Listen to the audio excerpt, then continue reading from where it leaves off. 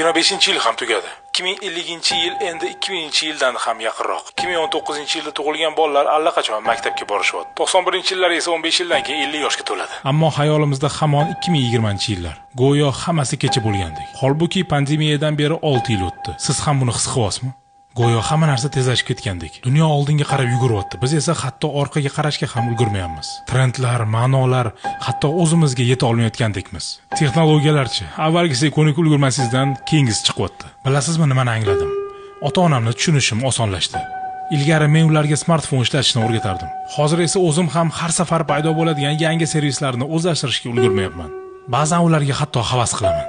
Ularni bolaligi ijtimoiy tarmoqlarsiz, yoshliklari asosiy narsani qo'ldan boy berib qo'yamiz degan qo'rquvlarsiz, kattalik davri doimiy poygasiz o'tgan. Bizda esa yangilanishlar, marafonlar, muddatlar, inqirozlar va tobora kuchayib borayotgan xavotir, depressiya, yolg'izlik va biz hatto tanimaydigan, ehtimol hech qachon ko'rmaydigan odamlarga ergashib yugurish. Va faqat bitta narsa o'zgarmay qoladi. Vaqt.